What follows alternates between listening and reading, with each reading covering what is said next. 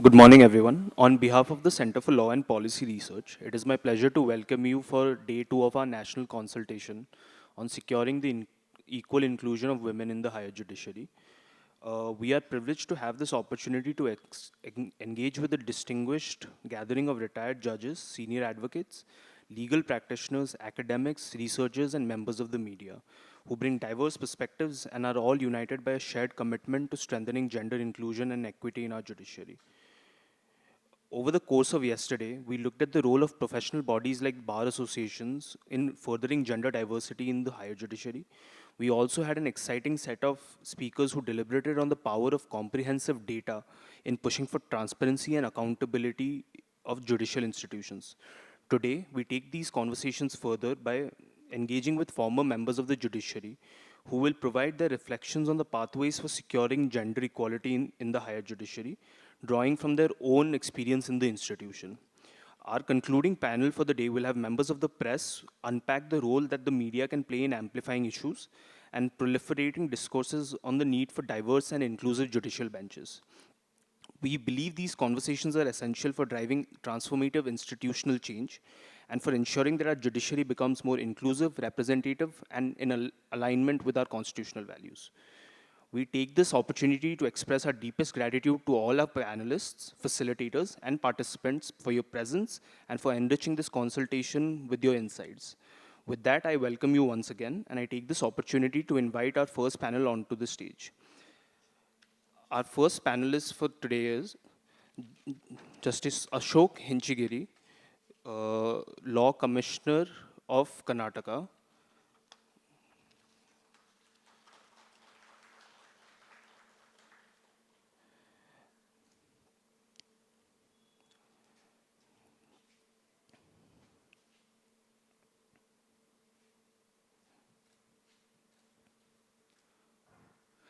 Next, we have Justice S. Sujatha.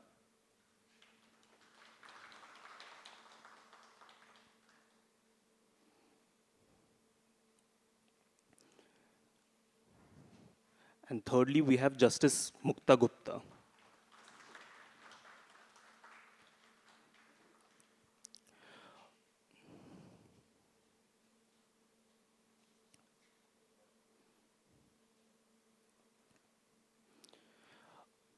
I will now introduce our facilitator for this session.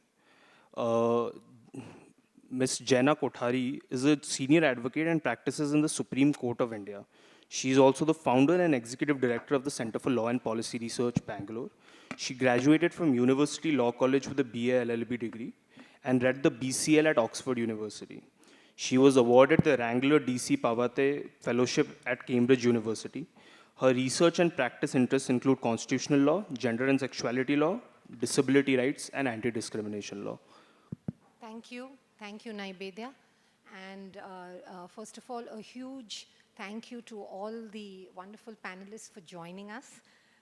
Today, as we continue on our conversations over the last couple of days on looking at repairing the gender gap in the higher judiciary, our panel today looks at reflections on judicial diversity from some former members of the higher judiciary and their inputs and comments and suggestions on how we can take this forward. I would like to first introduce our wonderful panelists. We have with us Justice Ashok Hinchigeri, a former judge of the Karnataka High Court, and presently he's Chairman, Law Commission of Karnataka. During his tenure as a judge, he was the chairman of the Juvenile Justice Committee, and he also served as a governor on the board of the Karnataka Judicial Academy. From October 2024, Justice Ashok Hinchigeri was appointed as chairman of the Law Commission of Karnataka. Not only as a judge of the Karnataka High Court, but also as the chairperson, Justice Hinchigeri has always pushed gender diversity and gender equality issues, and we are grateful to have his support at all times. Thank you, sir. We have next Justice Sujatha. Justice S. Sujatha was former judge, High Court of Karnataka. She's presently judicial member, Central Administrative Tribunal, Bangalore. Prior to her elevation to the High Court, she practiced as an advocate, during which time she served as a High Court government pleader and also additional government advocate. She retired in May 2022 and thereafter has been appointed as judicial member of CAT Bangalore. As a judge of the Karnataka High Court, Justice Sujatha passed significant orders on the right to education, the rights of self-identification of transgender persons, and many other important decisions. Justice Sujatha also has been a strong advocate for women in the profession and, of course, therefore, in the higher judiciary, and we really welcome her to join us today. Finally, we have Justice Mukta Gupta. Justice Gupta served as a judge of the Delhi High Court from 2009 to 2023. She got her law degree from Campus Law Center, Delhi University, and then joined the bar in 1984. In 1993, she was appointed as the additional public prosecutor in the Delhi High Court, and thereafter standing counsel criminal in the government of NCT Delhi. She represented the state and was there in several high-profile criminal and terrorism cases. She also represented the CBI as a special counsel. She was a member of the Delhi Legal Services Authority. And as a judge on the Delhi High Court, she gave numerous decisions on criminal law, civil law, commercial matters, including on IP and arbitration. While she was in the Delhi High Court, she was chairperson of the Delhi High Court's Juvenile Justice Committee. And now, following her retirement, she's a senior advocate practicing in the Supreme Court. We are really grateful and privileged to have Justice Gupta join us. Thank you, ma'am. So with this power-packed panel, we start deliberations on looking at the gender diversity and the low numbers of women in the higher judiciary. Some of you may have our booklet, which we have collated some of our data that we've collected over the last 6 months. We've been collecting data on the members in the High Courts and the Supreme Court from existing material on the court websites. And this shows that currently in the High Court, the percentage of women judges all over is only 14.42%. Out of this, the court that has the maximum number of women judges is the Telangana High Court. We have Allahabad High Court, which is actually the highest strength, but with only 3 women judges out of 79. We have 8 high courts in the country with just 1 woman judge. We have 3 high courts with 0 women judges. And so we see a real shortage of women in the high courts. We also see discrimination in the manner in which women are appointed. So women, we have a 2:1 ratio that the collegium has said that there should be 66% of elevations from the bar versus 33% from the bench. And while this has largely been fulfilled, we see that in the case of women, it is not. So when women are appointed, they don't cross the 2:1 mark for women from the bar. And only about 53% of women judges are from the bar, instead of what should be mandated, which is 66%. So we see that women lawyers are actually being left out of appointments. Thereafter, we see, and if we take this data further, 6 high courts in the country do not have a single woman judge who is from the bar. So we really see how women from the bar do not get equal opportunity to rise up in the profession.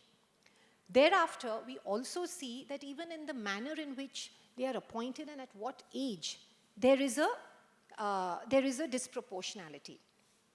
In the high courts, the average age for men to be elevated is about 51.86 years. But for women, it is about 53 years.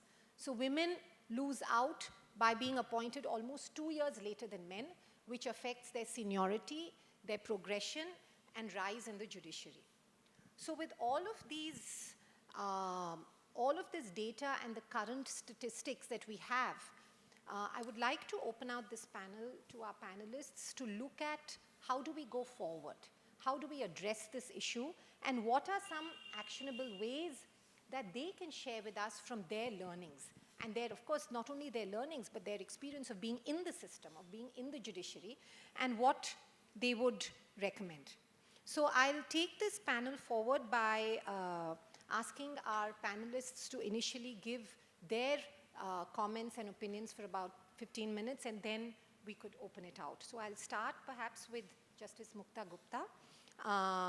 Ma'am, you have said that you will speak on the challenges of the legal profession that impacts women's representation in the higher judiciary.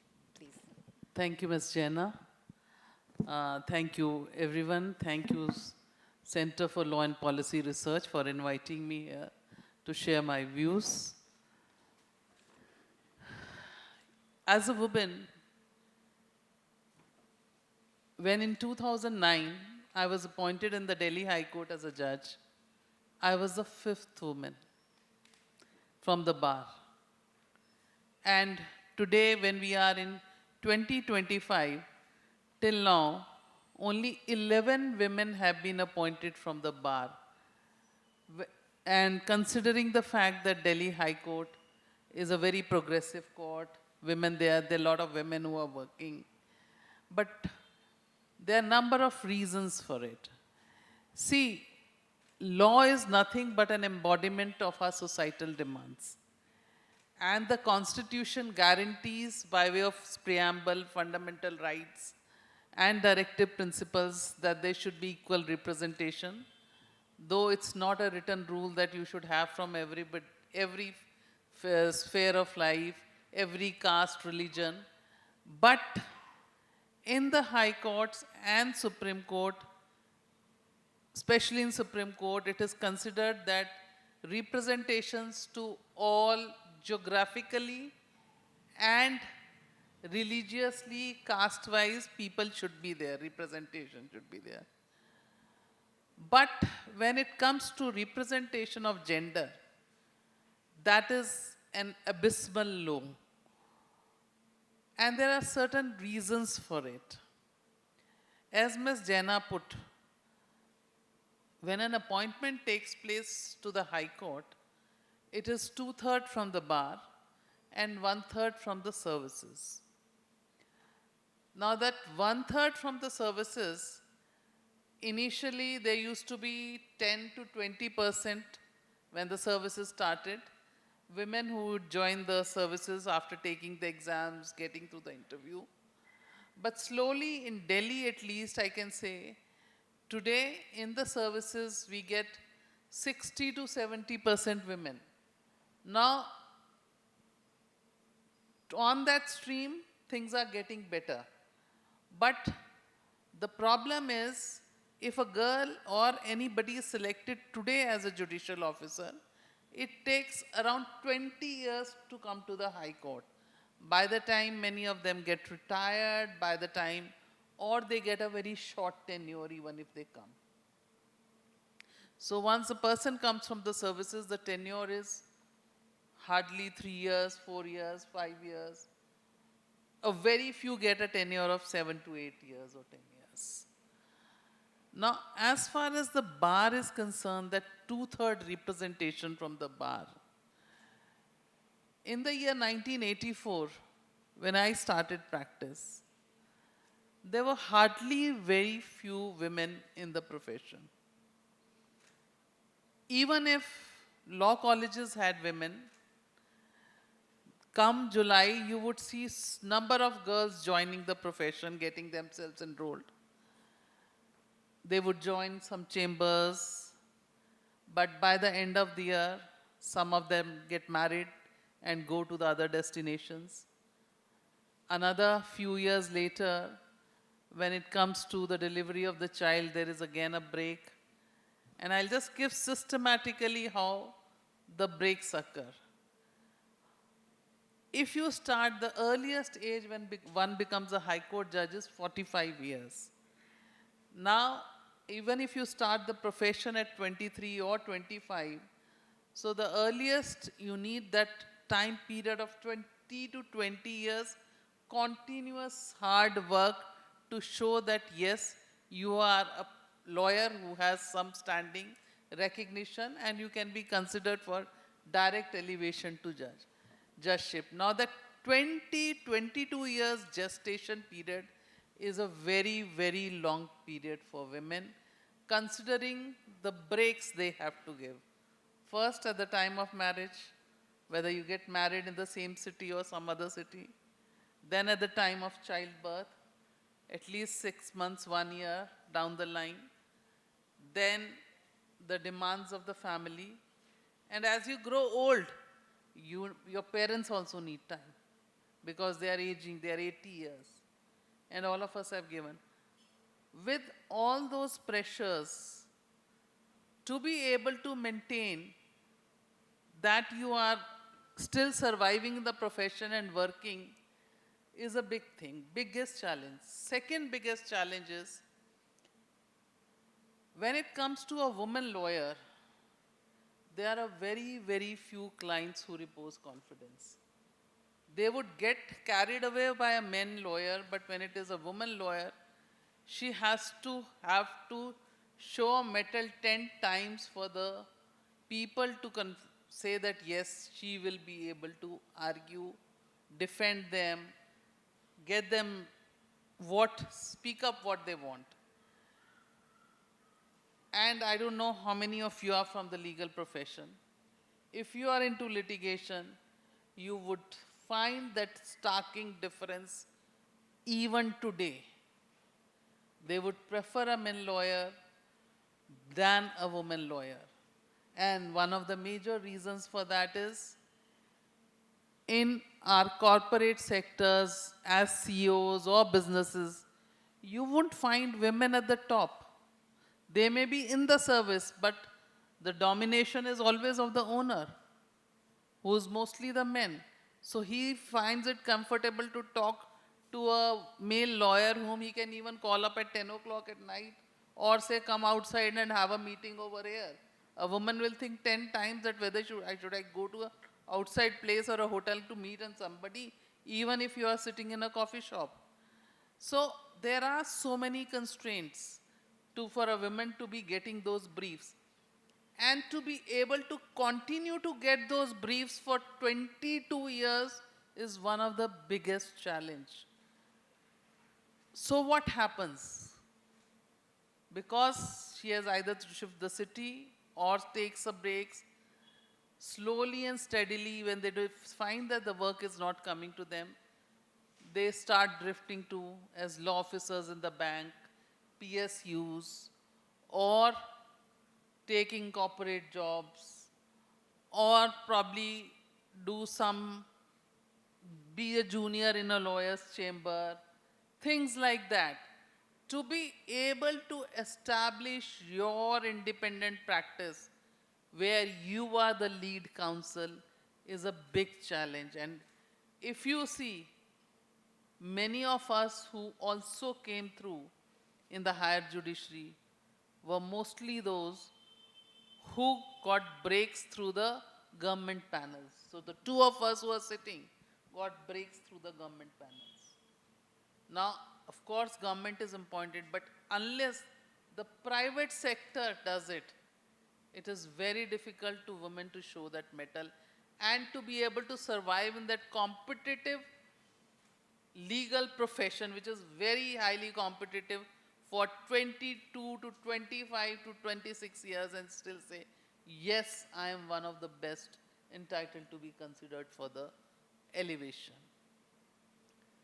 The other problems which then come up is, even if a woman comes into the profession, what do you find her doing? Matrimonial matters, family matters. Why can't she do high commercial matters? Why can't she do hardcore criminal matters? She can do all constitutional matters also. That is one of the biggest problem, because that sector of client does not come to her.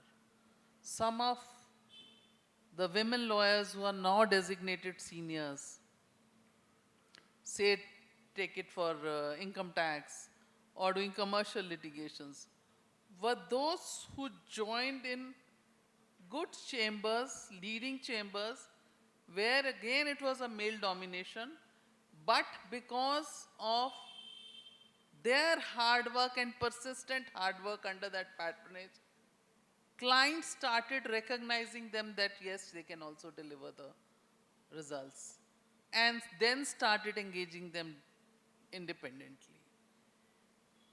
Or else you will find them doing service matters. But as long as they don't do all those international arbitration, international matters, high stake matters, where do you see the woman flourishing?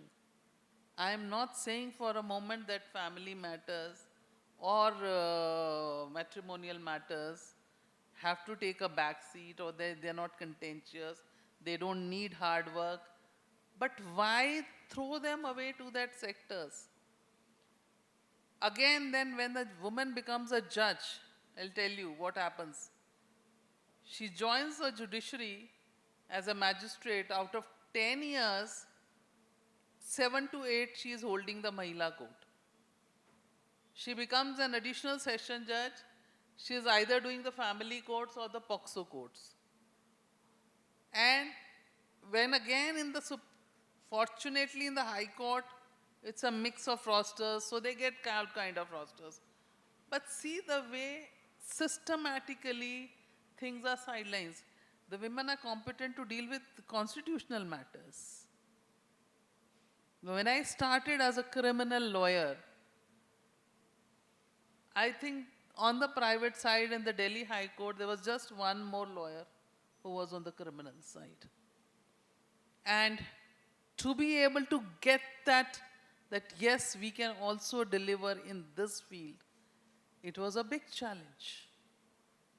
It was not a cushy work. So you have to actually perform 10 times more to deliver that yes, you are one of the best entitled to consider, and for a persistently long time. That is the challenge. Now what happens is, when the ratio of women is less as compared to men, obviously their chances of becoming judges as the High Court, there is no written examination. Today you make High Court examination, for High Court judges, written examination, I am sure girls will excel better. It's not, you make it like the judicial services, you make High Court judgeship as a written examination, girls will excel. And you will find more girls coming into it. These challenges keep them away from that mainstream to be consistently performing for so long. Then, even if there are a few who excel and are able to deliver goods, do they represent the entire strata of society? When we talk about inclusivity and diversity, we say in higher judiciary we should have from same religion, caste, social standards. But then, do you think women in marginalized section get those opportunities to be able to show that result and come up to the top?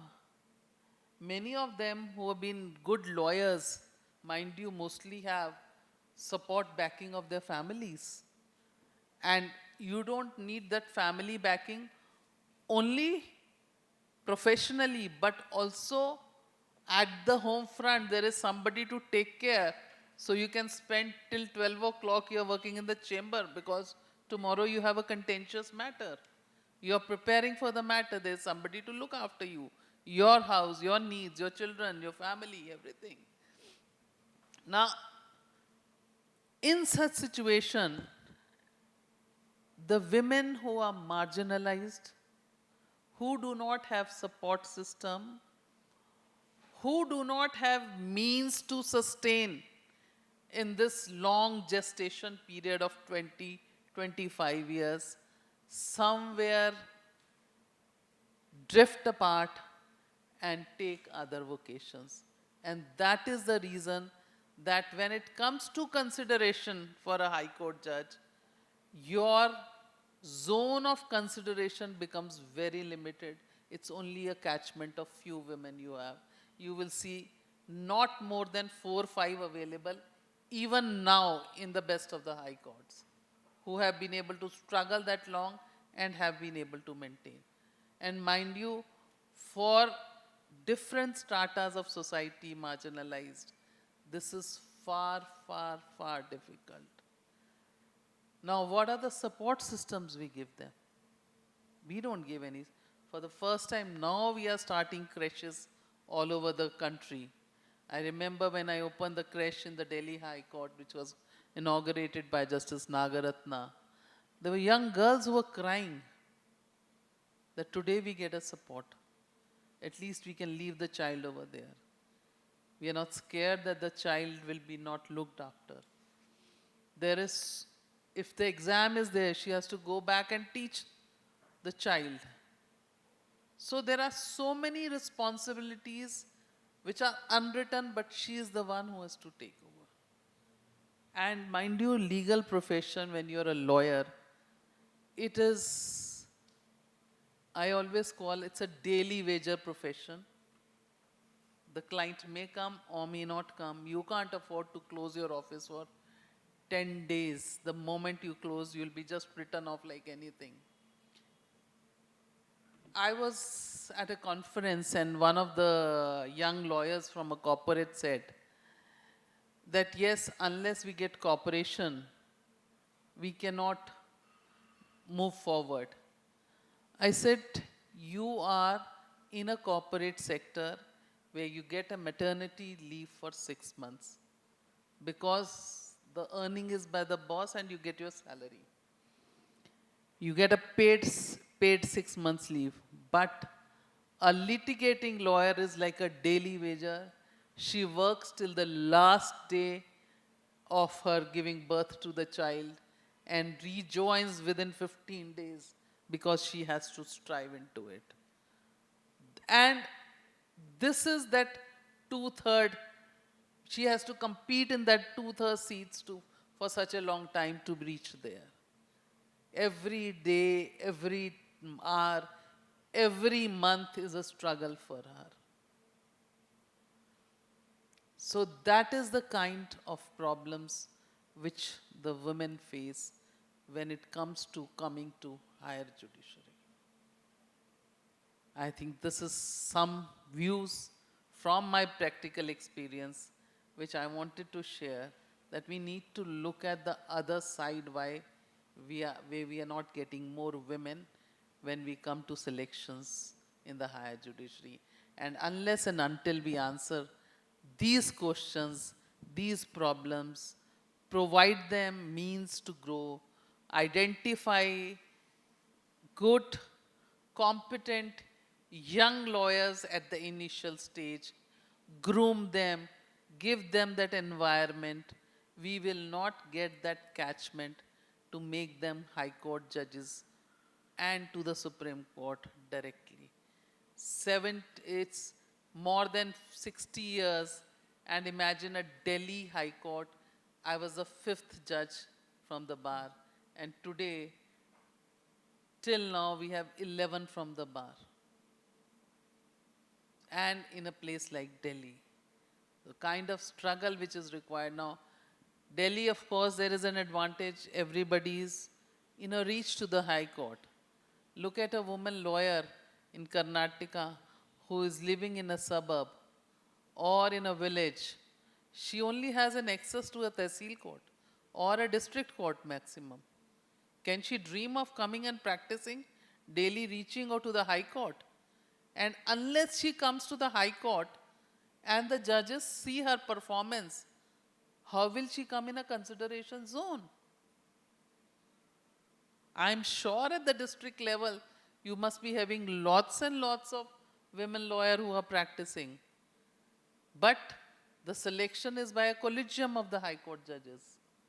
When do they see their excellence? When do they see their merit? They don't get a chance to see. The girls don't get a chance to show that. So there are so many root causes which we need to analyze, address before we say that we must have a representation.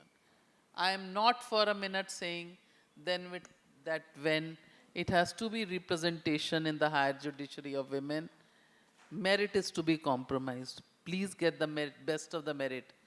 Best of the merit, there are many women who have it. But to identify, to get them to the High Court, the collegiums will have to go to the district courts.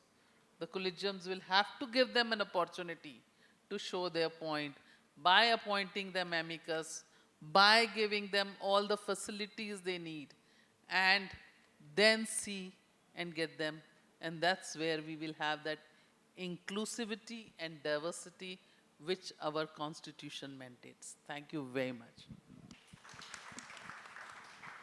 Thank you, Justice Gupta, for highlighting, I think Justice Gupta highlighted the real challenges that women practitioners face. The actual challenges of women surviving in the legal profession, being there for 20 years, we see a huge number drop out and move on to doing other professions or other careers. And then when do you get the break? And so one of the things you highlighted, Justice Gupta, of course, is that one way is to get onto government panels. And, recently, I think even Justice Nagratna has said that there should be at least 30% women in government panels, because that is an opportunity or a way for women to get visibility, to get continuous work. But I think it's really important, Justice Gupta, that you highlighted that the private sector has to step in. The private sector, the corporate firms have to step in to also say that we are going to give briefs to women counsels, so that they also get the high-stake commercial matters, and that's where also the credibility and visibility is built up.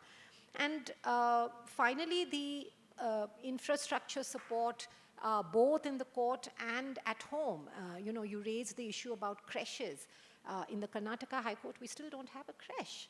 And we've had young women lawyers who've just had children, talk to us and say that they have to go home, they have to attend matters, go home, nurse their babies, come back, because they're still nursing their babies, and they're not able to say this in court. If they miss a matter, when the matter is called out, they're not given passovers. Sometimes matters are adjourned because they don't have a place to go and even be with their children, and they have to travel long distances to go back and come back to court. So litigation is a very punishing schedule, which of course everybody has to do. But do our collegium members or the collegium system take into account these hardships that women have to surpass to make it? And then how do we ensure that some of these challenges are kept in mind while considering women for elevation? Very easily, a statement is perhaps made that this woman does not have enough practice and therefore her name is rejected. But what are the hurdles that one has to cross to have sustained practice? So thank you for raising some of these barriers, which and then the deliberation, we would want to see how some of these factors can be taken into account or even addressed. Justice Hinchigeri, if I could ask you to please deliver your comments on actionable measures and strategies for ensuring gender parity in appointments. So.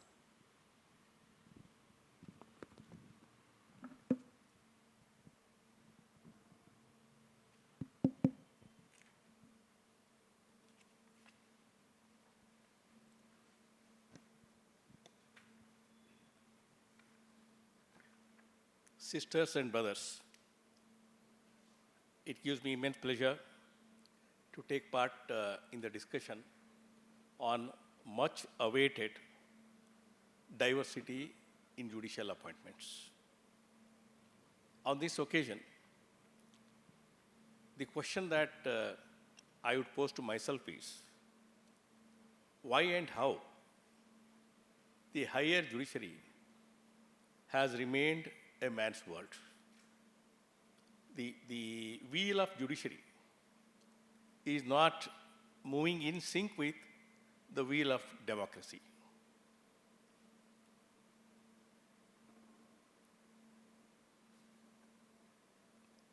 Till now, there have been 276 judges of the Supreme Court. And out of 276, only 11 have been women judges.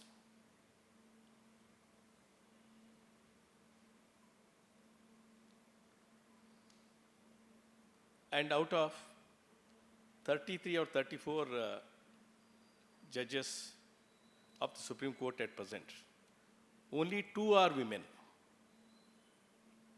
They constitute about 6.2% of the judges in the Supreme Court. If we consider the gender composition in the High Court, it is approximately 15%. Out of 50 judges that we have in our High Court, only 8 are women. The Punjab and Haryana High Court tops the list with 14 women judges, followed perhaps by Telangana, which has only 10 women judges.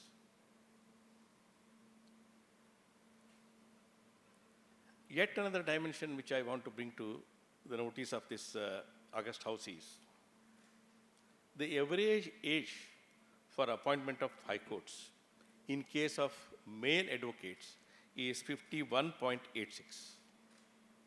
And in case of female advocates, it is 53.17.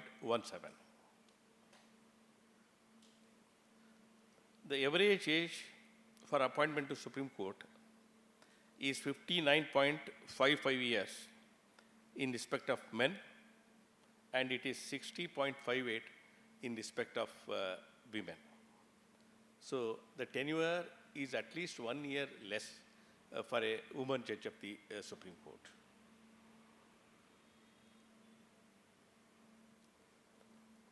Generally, on an average, a male judge in the Supreme Court gets a tenure of 5.45 years, whereas a woman judge gets 4.42 years. It's high time that we realize that men and women are not unequals. We are only born differently.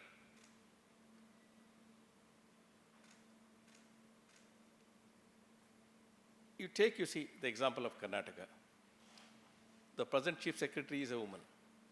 We have had a number of women Chief Secretaries. But till now, there has not been even one woman Chief Justice of the High Court. Am I right, sister?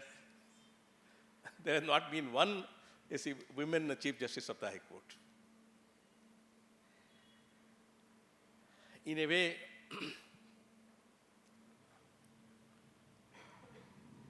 women are greater than men.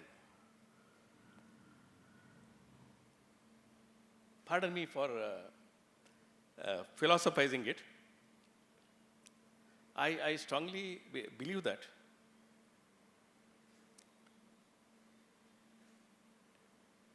only men or women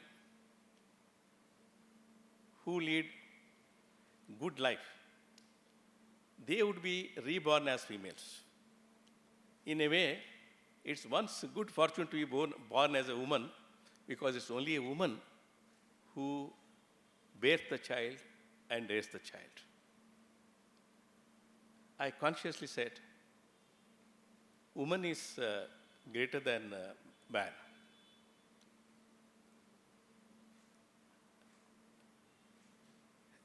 Woman is man plus something else. See the spelling. Only if you add WA to MAN, you get woman. So it is man plus something else, that is woman. Given any opportunity, she would prove her worth. But unless an opportunity is given, how will she prove her worth? Madam Mukta Gupta's words put me on a different thought dimension altogether. Said, see, how women advocates are confined only to certain, domains or fields in the legal profession. And I also fully endorse what she has said, that if the recruitment examination take place for being appointed as the judge of the High Court and Supreme Court, lady advocates would definitely outnumber male advocates. There is an empirical evidence for this. Such a recruitment examination has not taken place. But whenever the examination for recruitment to the posts of civil judges take place, girl advocates, girl candidates, they outnumber boys. The other day, I was telling, you see, while addressing, you see, the newcomers in the Judicial Academy at this rate, the reservation has to be made for men, I tell you, not for women, for men. But then, if you go up in the ladder, situation is distorted. You find more and more of men than of women, though women are intrinsically deserving, hardworking.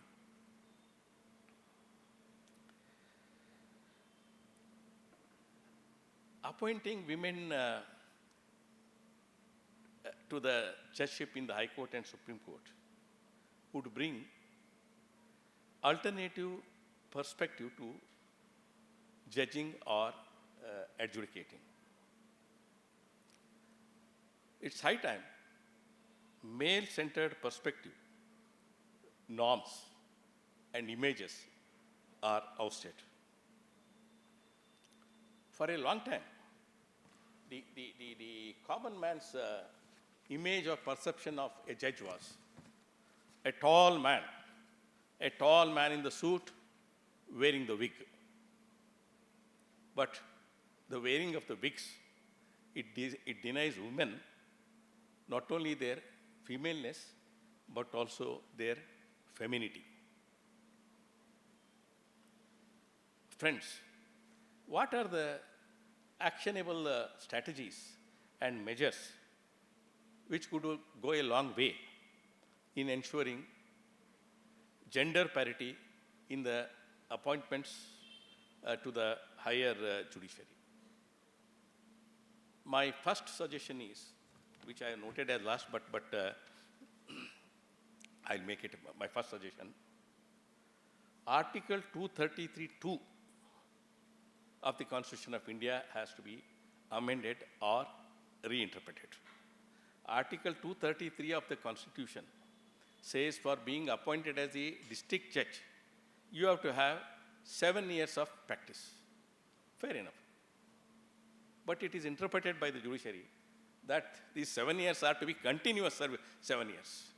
If you are a break, you see, it denies you the opportunity. That should be, you see, amended or reinterpreted. It should be, you see, 7 years of service, not necessarily continuous. It could be broken also, because the women advocates are often constrained to stay away from the practice for 6 months on account of pregnancy, maternity. So this is the first thing that, you see, has to be done. Then, secondly, we have to agitate for reservation of at least 33% in the elevation to the Supreme Court and High Court. If need be, the memorandum of procedure has to be amended. Friends, there is an European Court of Human Rights. I'm sure you all heard of that. If only single gender lists are sent, that is, list of, you see, 3, 4, 5 are sent, and that list contains only men, or contains only women's names, that list will be rejected for being appointed as the judges of the European Court of Human Rights. Invariably, it has to contain the names of both men and women. Every list should have women's name for elevation. Otherwise, that list will not be accepted at all. I was just talking to Madam Jaina a while ago. Why can't we, see, at the end of the deliberations, pass a resolution and send it to, see, the High Court, saying that this time, let the list contain only of the women candidates. Time, you see, we have to assert ourselves. Nothing is going to be conferred upon us for an asking. It has to be fought and fought to its logical, see, culmination, but of course strictly in a manner known to law. Then, the next suggestion that I have is, even in respect of ad hoc judges, appointing the ad hoc judges, women are to be included. Sometimes the justification given is, no, it's just an ad hoc appointment, temporary appointment, not, you say, permanent appointment. So we need not go by the gender consideration. And in my humble opinion, that is also something which doesn't withstand the scrutiny of reasoning. Then, next suggestion is, when a woman judge retires, that should be filled up by another woman only. Then, another suggestion, I would appeal to the lady advocates that they be seen, they be found in the court halls, in the High Court. I mean to say, you have to increase the frequency of your appearing in the High Court.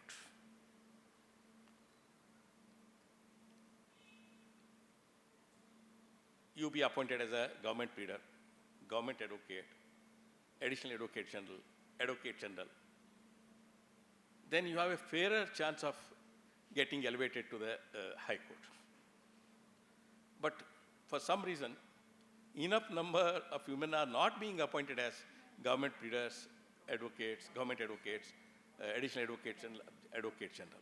So I would recommend that not only to the government, but even for government undertakings, like, it's government boards, corporations, universities. There are to be enough number of, lady advocates on their panel, which is not happening.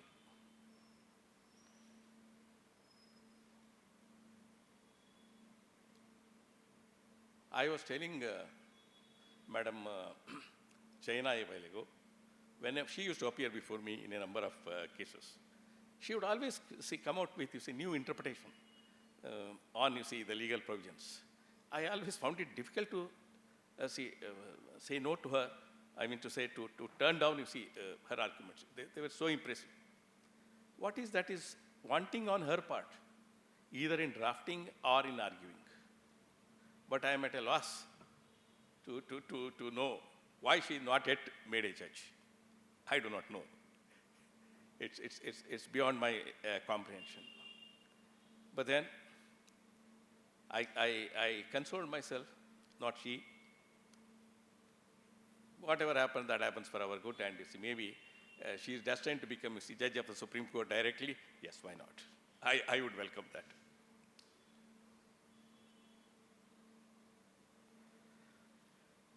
The last suggestion that I have is, the present composition of the collegium has to undergo the changes.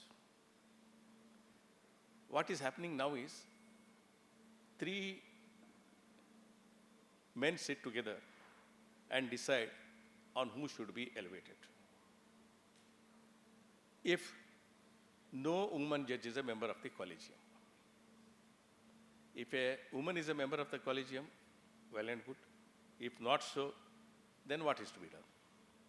Then, in my opinion, the senior most judge of the High Court should be consulted, should be associated with the decision making in the matter of sending the recommendations for elevation.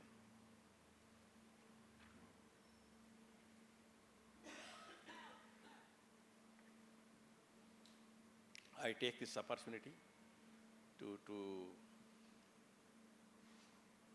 thank the organizers of this function, particularly Madam Jaina Kotari and her Lieutenant Naivedya for inviting me, for sharing some of my random thoughts with you. Thank you, everybody. Thank you, sir. Thank you for your comments and your wonderful suggestions. I think you've raised really important but also very workable suggestions that can actually be put into place. And I think the crucial point you raised is that the need for gender diversity in the judiciary is important because the gender diversity will bring in different viewpoints and different perspectives to judgments and judging, and ultimately that is what we want. We want judgments to be sound, we want judgments from different perspectives, and therefore gender diversity is important for that as well. And you've raised many important strategies, suggestions, including constitutional amendments for for giving interpretations to Article 233(2). In fact, that was raised in some of our conversations that we've had with women lawyers. We've had roundtables with women lawyers from different high courts and the Supreme Court, and they have raised this issue that continuous practice requirements are imposing burdens on women lawyers, especially due to breaks due to maternity and childcare. And so that is an important suggestion. Also suggestions for requirements for the MOP to be amended to ensure that why can't we require that at least 33% of the judiciary in the high courts and the Supreme Court should be women, and have all measures to do that, either by ensuring that every list should contain women's names, or perhaps have one list of just women's names to get to that stage. Because even if lists have one or two names of women, it is going to take us 5 years to get even to a 30%. In Karnataka, we have presently only 16% women judges. So how are we even going to make it to 33% if we don't do one round of just women's appointments? And then, of course, the suggestion that the collegium should have either a woman judge in the High Court Collegium, and if they don't have a woman judge, then to ensure that they take the suggestions of the next senior most woman judge before names are sent. So these are very, very easily actionable strategies, I would say. And we will require your support in pushing for some of these measures as we do it after this, some of these conversations. So thank you, sir. I next call upon Justice Sujatha to deliver her comments. Ma'am, if you would like to take the dais.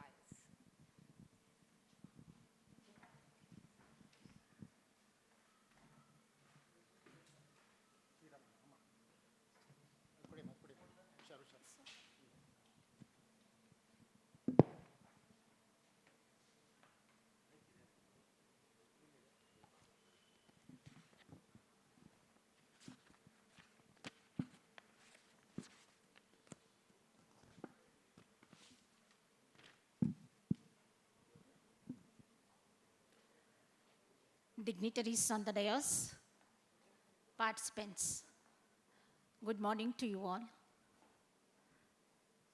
As you all know, the subject for this session is judicial diversity, reflection from the bench. At the first and foremost thing which we want to know is what is judicial diversity.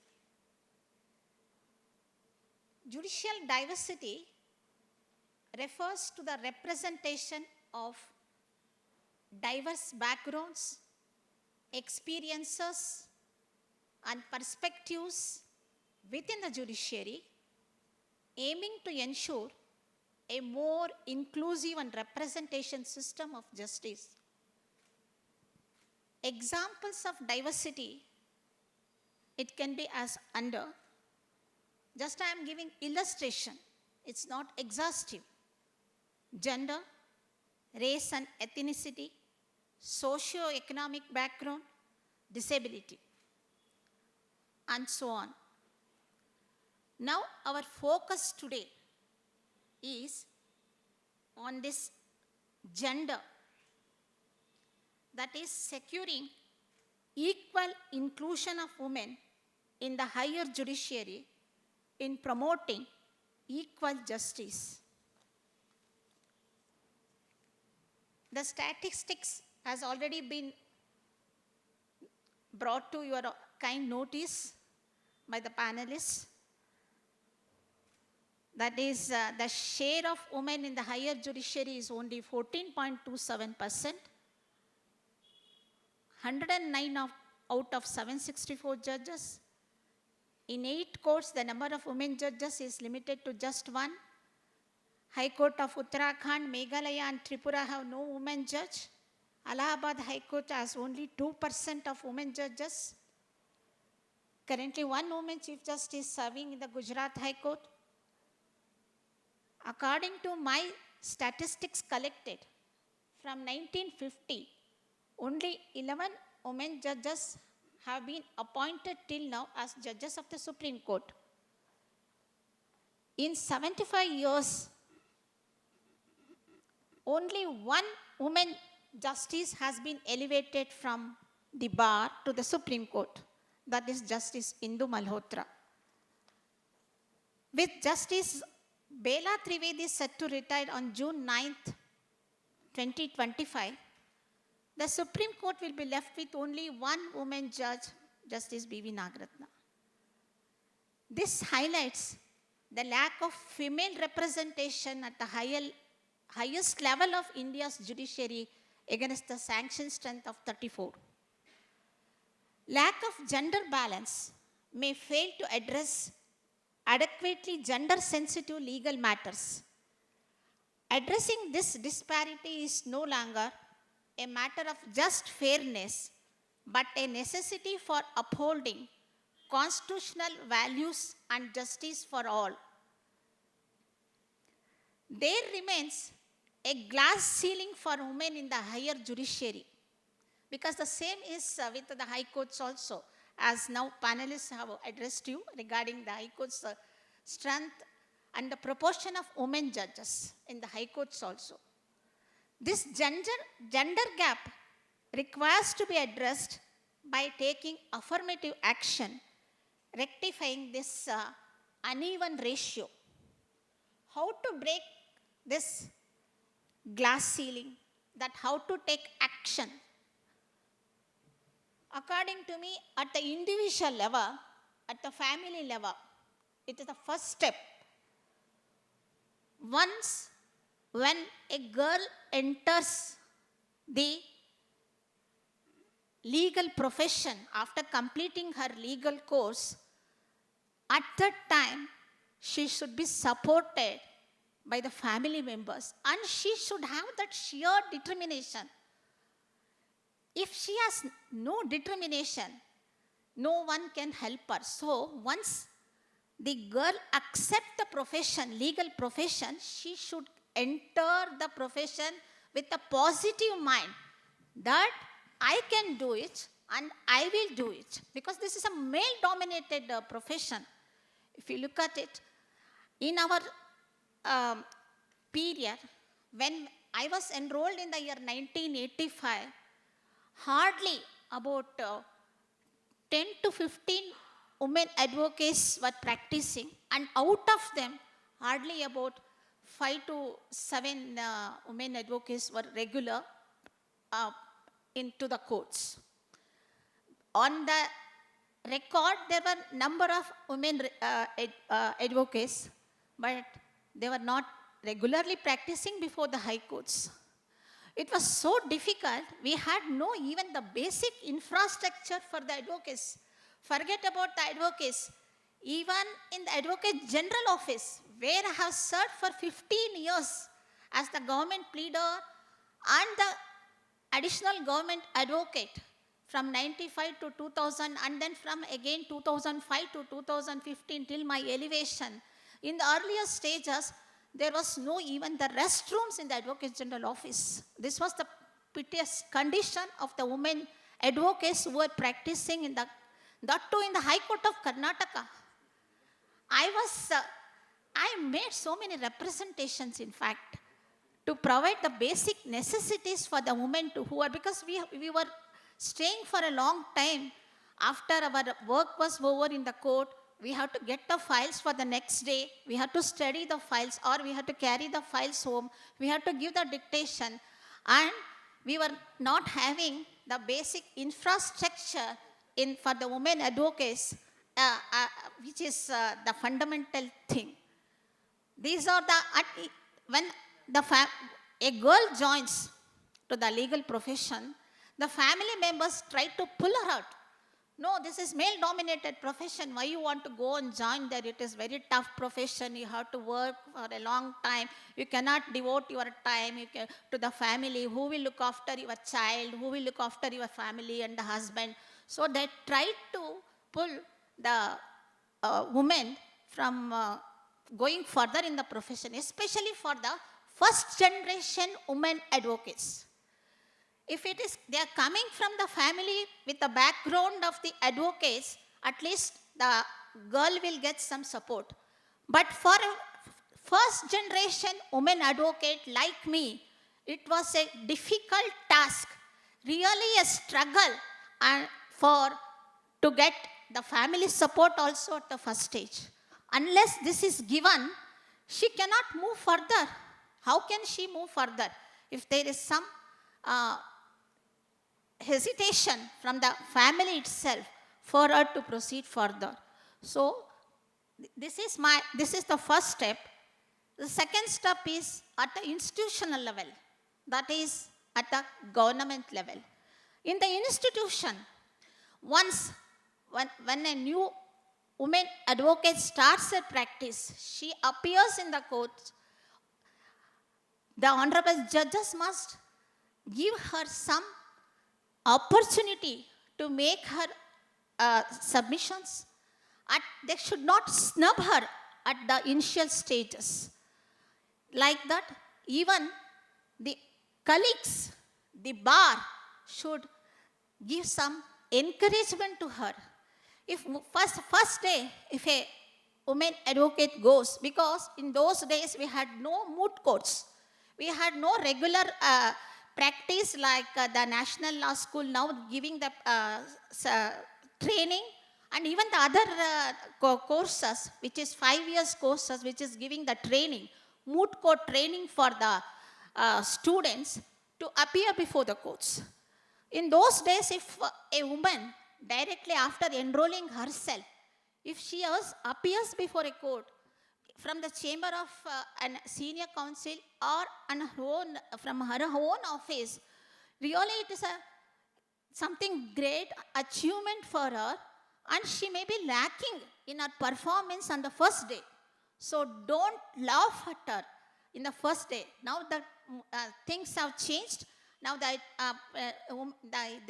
candidates, the students, they are all well trained in their schools, that is the national law schools, and they got this training. But even if they are not coming, they are not having this training. They are coming from 3 years courses also, or without any background also. So don't discourage her at her first appearance or even subsequently also. Proper guidelines at the entry level is a must. Then at the societal level, the third step is the societal level. In the society must think that women also is capable of delivering the results, the things. So they should have that confidence in the woman advocate. She is not just Justice Mukta Gupta discussed. It is not only the matrimonial cases or some cases she is not capable of handling. She can handle even the constitutional matters, even the taxation matters. I was handling the taxation matters. I was the government advocate for the state government for many years. So once that opportunity was given to me, I was able to come up. Without that, it was very difficult for me. I would not have dreamt about standing before you as the retired judge of the High Court of Karnataka. I should express my gratitude to the Commercial Tax Department, which has given me the scope and all the opportunities for many years, more than nearly, I was the government advocate and the government freedom for the commercial tax department nearly for 15 years. Whichever the government comes, I was retained in that department as the government advocate. That was the kind of encouragement I got it from the department. So this is the third step. Then these leadership roles, pay gap, unconscious bias, such issues called this rectification and modifications. I concur with the suggestions now already given by our panelists, but still I repeat it for my satisfaction. For the gender diversity quota, I agree that at least there should be some reservation on this gender diversity quota.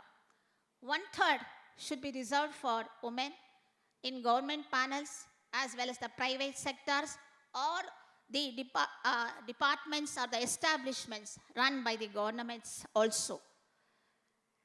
Merely recognizing and providing this 1/3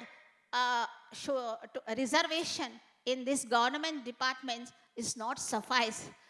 Her talent, her merit has to be recognized and identified at the earliest opportunity, so that if she is elevated at an earliest age, she can come up in the ladder.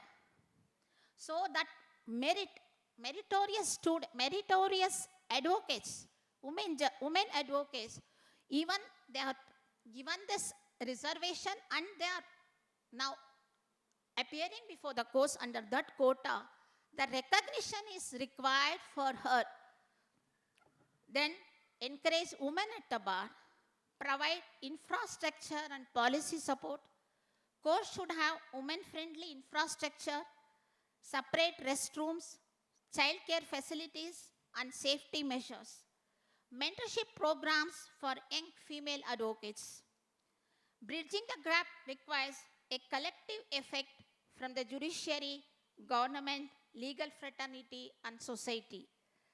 The latest judgment of the Supreme Court in the case of Aditi Kumar Sharma versus State of MP and others, and Sarita Chaudhary versus High Court of MP and another 2025 Live Law Supreme Court 261, delivered on 28 February 2025, throws the light on this subject. This is the answer actually to all our discussions and the suggestions. I would like to quote para 17 of that judgment, authored by Justice B.V. Nagaratna from the Supreme Court.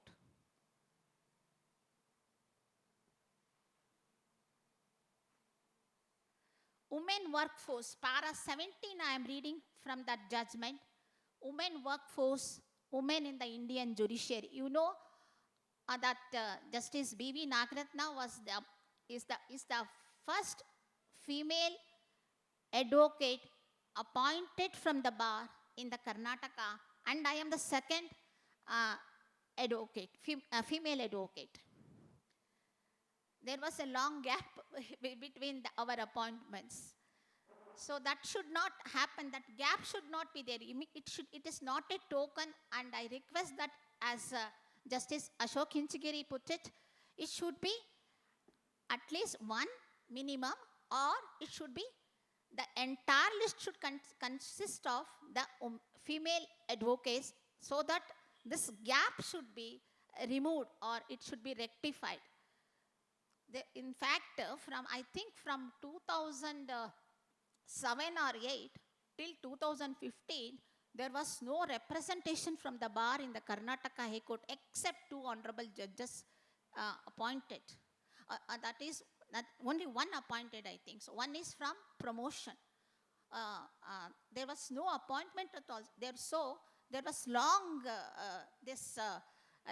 gap, even for the seniors, between the seniors and the junior judges also. That is, even to in the collegium also, there was all this had an effect.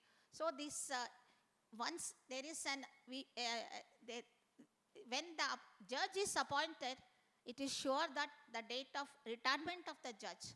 So all the arrangements should be made to replace the judge's vacancy. One need not wait to fall it vacant and then for years together and thereafter to fill up that vacancy. The immediate uh, replacement has to be made when there is vacancy which is known at an earlier point of time. Now I will read para 17 because I diverted myself when I was reading. Women workforce, women in the Indian judiciary. Para 17, to holistically understand women's effective participation in the judiciary, it is important to look at three main phenomena. Number one, the entry of women into the legal profession. Number two, the retention of women and growth of their numbers in the profession. And three, the advancement of women in numbers to senior excellence of the profession. 17.1, many have stressed that increased diversity within a judiciary and ensuring judges are representative of society enables the judiciary as a whole to better respond to diverse social and individual contexts and experiences. It is a recognition of this fact that a greater representation of women in the judiciary would greatly improve the overall quality of judicial decision making, and this impacts generally and also specifically in cases of affecting women. Advancing women's greater participation in the judiciary also plays a role in promoting gender equality in broader ways. Female judicial appointments, particularly at senior levels, can shift gender stereotypes, thereby changing attitudes and perceptions as to appropriate roles of men and women. Women's visibility as judicial officers can prove the way for women's greater representation in other decision-making positions, such as in legislative and executive branches of government.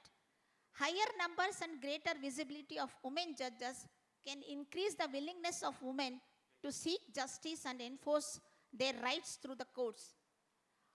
Article 10 of the International Covenant on Economic, Social and Cultural Rights states that special protection should be accorded to mothers during a reasonable period and before and after childbirth. Article 11 of the CETWOD states that in order to prevent discrimination against women on the grounds of marriage of maternity and to ensure their effective right to work, state parties shall take appropriate measures which can be extracted as under the right to work as an inalienable right of all human beings. The right to the same employment opportunities, including the applicants of the same criteria for selection in matters of employment. The right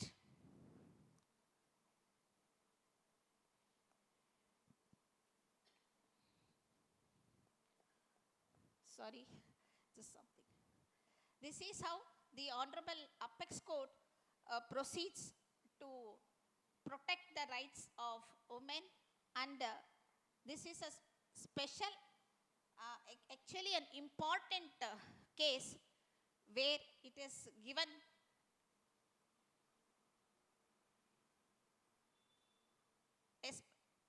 an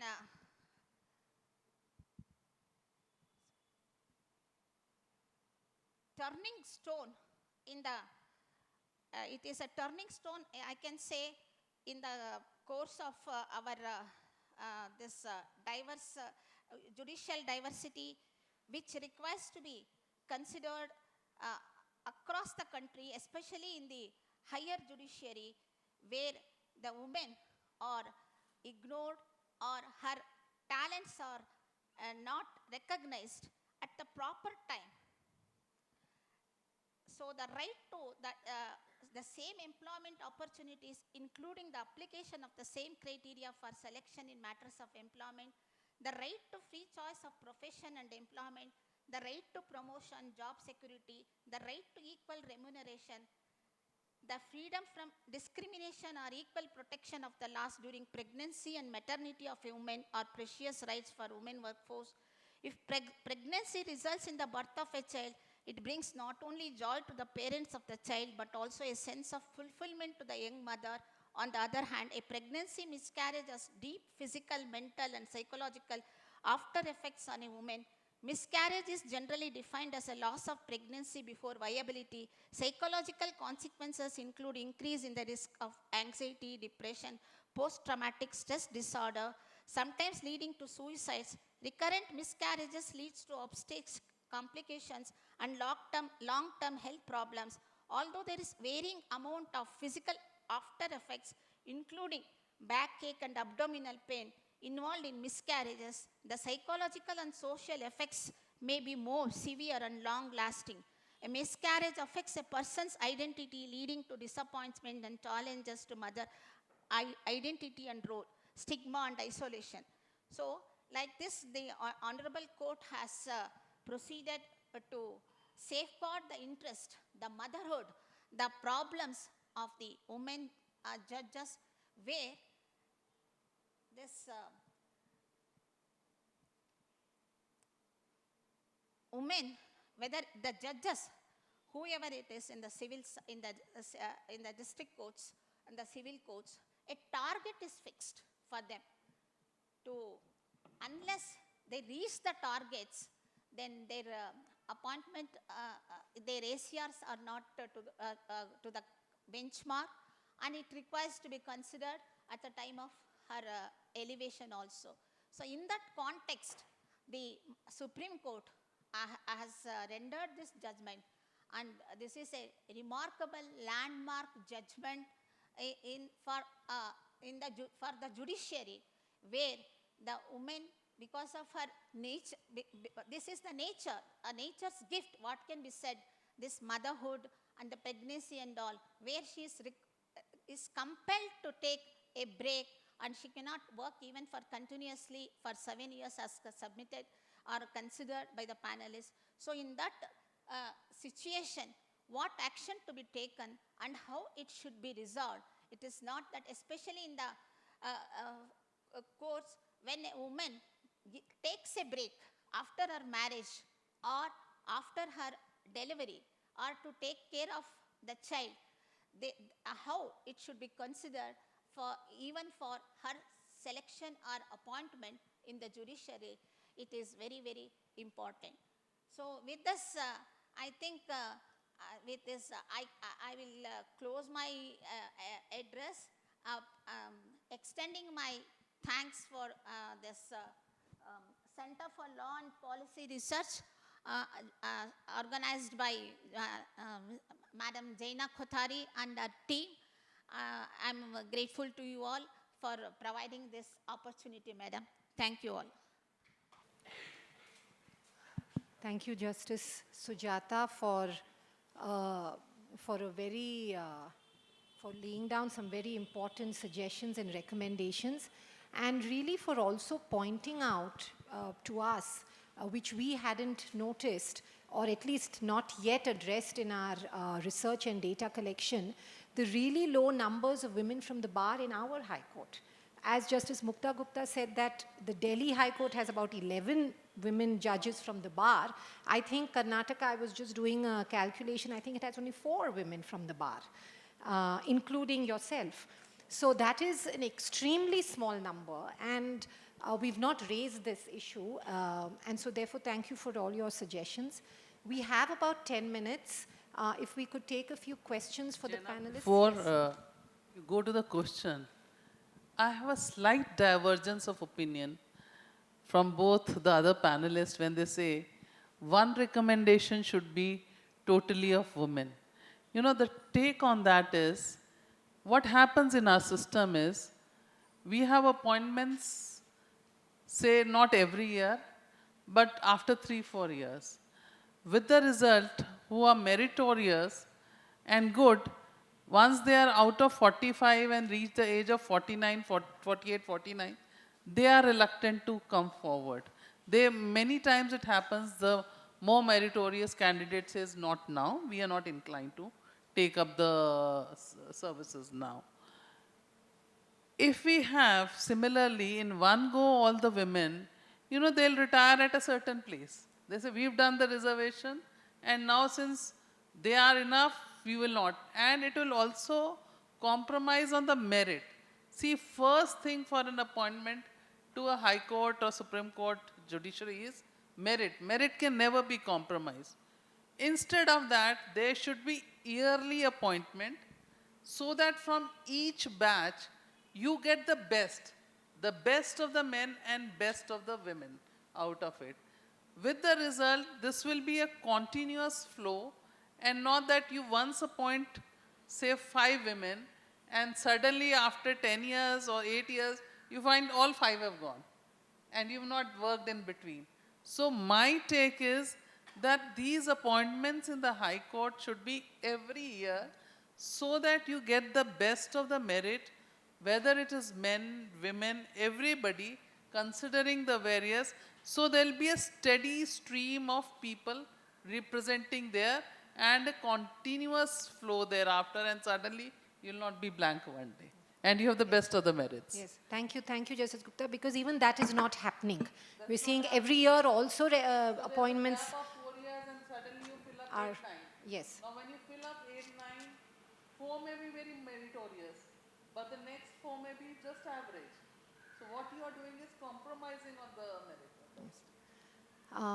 Could I take a few questions? Maybe we could take a couple of questions. We have a hand here and one there. Yes. I wasn't here yesterday, so this question may have been addressed to the time. But at the end of Justice Gupta's initial presentation, she brought up the matter of diversity of not only of gender, but also of socio-economic background, religion, etc. Since we have nearly 109 female members of the higher judiciary out of 764, does anyone have any idea about how many of those 109 people represent disadvantaged castes, communities, religions, etc.? And if in the past, the people who've been appointed to the higher judiciary have invariably come from relatively privileged backgrounds, whether there's been a significant change, say, in the last 50 years. We could maybe take one more question. Yes.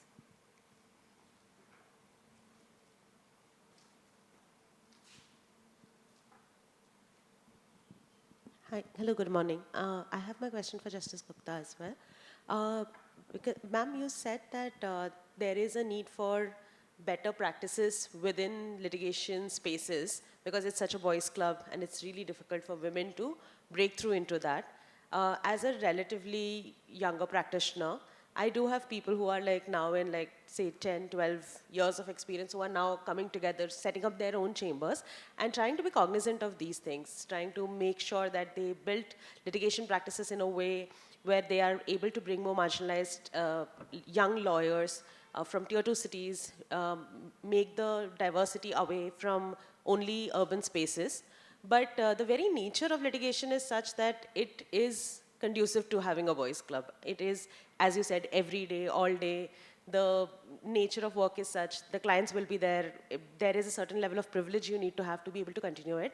So for these young lawyers, or rather mid-career lawyers who are trying to build more responsive chamber practices, litigation practices, what would you say, how should they go about it to overcome the problem or barrier of the very nature of how litigation or criminal litigation in particularly works?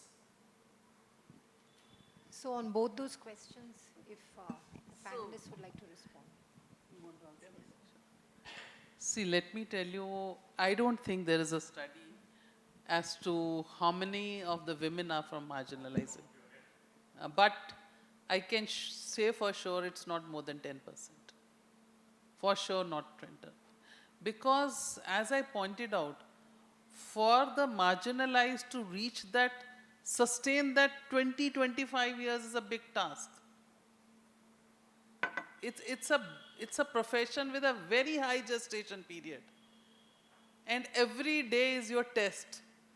So for them to be able to survive without a background, without a financial support, without that moral, physical support, at times they wither away and go to these law offices, PSUs, banks, corporate chambers, things like that.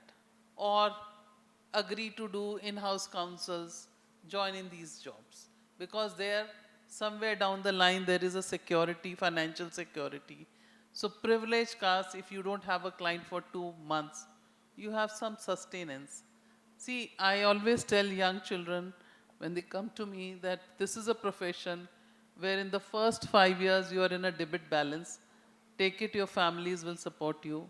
5 to 10 years, you have to be, you can take care of yourself.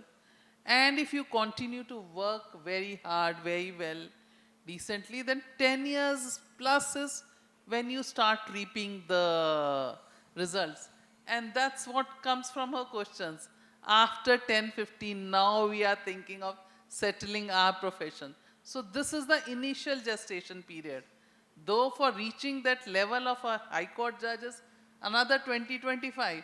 But for having your own chamber practice, there is a period where you need 10 years, 12 years, you have been working under somebody, taking somebody's help, seeing some kind of recognition. Even the panel comes after 5 years, 7 years, 10 years. So, their marginalized section, it is very difficult to sustain for that period without any support. That's the basic problem. And either the corporates have to come forward, make a niche that yes, we'll engage these councils, we are promoting like self-supporting groups. Now, when you said, coming to your question, that how to handle this, you know, there was one big problem in COVID. Now, as I said, litigation is like a daily wager, and suddenly they were all off work and no money was there to sustain the family, and many of them went into depression and all sorts of problems. So, Delhi High Court Women Lawyers Forum created a group. That's a COVID group only. There they started having lectures from people like us, motivating, then sharing amongst themselves, like if you 2, 3 are there, one gets a matter, let 4 of them work together, share the fees. If I'm not able to come today, let my colleague do the matter. Or this culture of working in co-working spaces in one place is also growing. Like Delhi, it has number of district courts, and district courts also have very good work. Now one person cannot go to one court in one day. So if one is going to Saket, maybe she'll do the work of everybody. One is going to Rohini, will do the work of everybody. This is how you optimize your resources, come together, form a loose group to help each other. And somebody like, if you have 2, 3 matters, you are not there in that group, you want somebody, you don't have number of juniors. So your matter is reaching, they'll put it on the group. Anybody in that court, please take a passover for me. So that's something which really helps. And you know, it's, you support one another and all of you will grow. This is one profession where you don't grow alone. But of course, outshines only a few of them, but growth is with everybody. That's the thing. I will add to this, it is solidarity amongst the women advocates that's most important.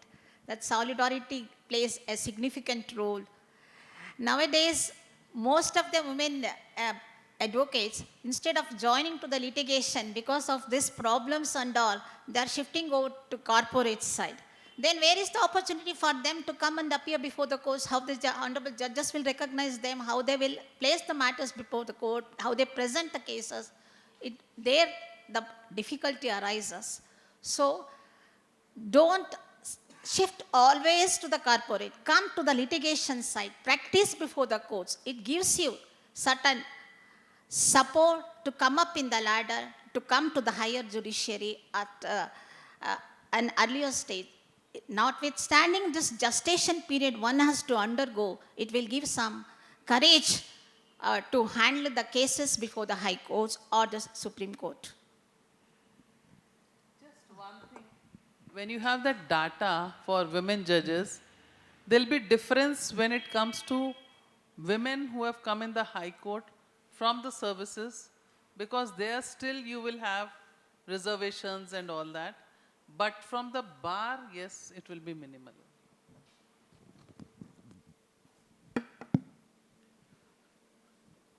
This is not in response to any specific question, but I have some suggestions as a part of consensus building exercise. One, I fully agree with Sister Mukta Gupta that there should not be any compromise on merit. What I have in my mind is, first, that is hereinafter, whenever the first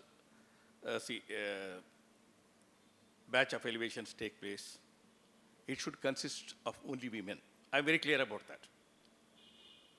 If you do not get, 5 meritorious women, it is all right. Reduce it to 4, 3, 2, 1, whatever. Let one batch consist only of women. Thereafter, vacancies need not be and should not be accumulated. Next year onwards, you choose, the best of, the men and women advocates. And between two equals, that is, other things remaining the same. If you only 2 candidates who have fallen in the zone of consideration, both of them are equally meritorious, then it makes sense to prefer a woman lady advocate to a male lady advocate. This is as a part of, as I said, consensus building.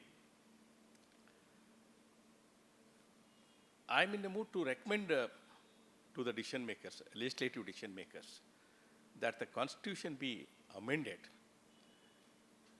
for the purpose of providing reservation for women by 1/3 in the appointments to the High Court and Supreme Court. 2, it's high time. Article 233(2) gets amended. I made a mention of that in the course of my address.